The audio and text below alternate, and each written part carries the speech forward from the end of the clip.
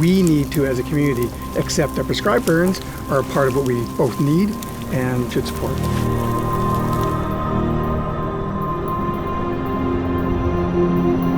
So the RDCK has been in partnership with Kalesnikoff and the City of Nelson and BC Parks for the past 5 years. The regional district has essentially acquired the funding through the Forest Enhancement Society of BC to do the post-harvest treatments for the fuel reduction, as well as prepping for the prescribed fires in the fall. Our role here was to provide the timber harvest rights as part of the project and as a collaborator on the overall planning.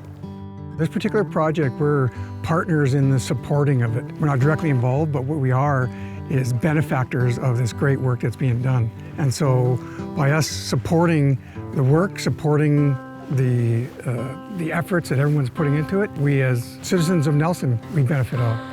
We need examples of work that's successful right in and around communities and including in challenging areas. And this is a very beautiful, high visibility area, and it has a lot of special values to a lot of people.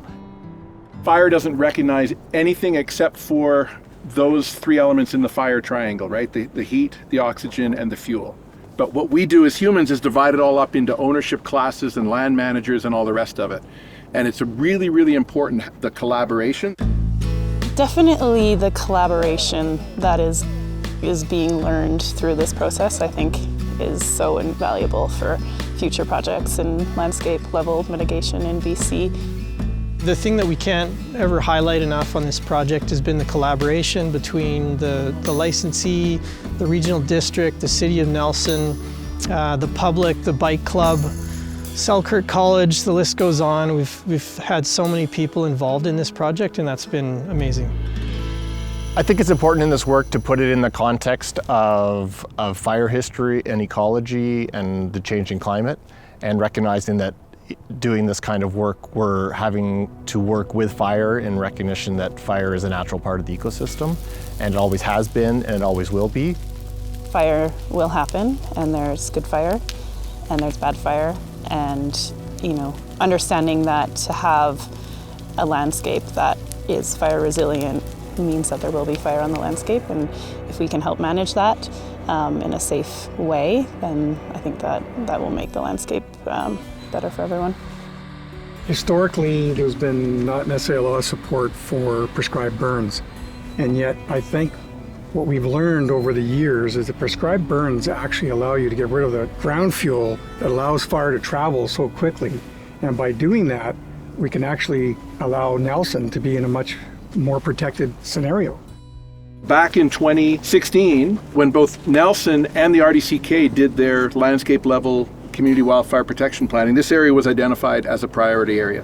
Partly because of the forest type, the amount of fuels that are here, but also because Nelson gets 10 or 15% of its water from Selous Creek. Lightning fires, First Nations burning, happened for centuries and millennia beforehand. What we see there, we think that's natural, that's normal. It's not that simple. It's always been changing. So we kind of have gotten off of the natural fire regime, and that's why we're so far behind in terms of community wildfire protection, because the fuels have built up through all those decades of fire suppression.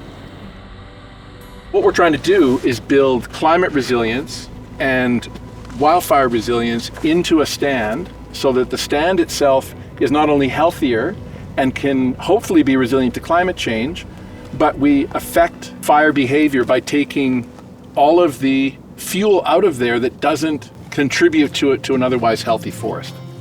Showing how industry can work with so many partners, both our regional district, our municipality, and so many other players to make this such an exciting outcome.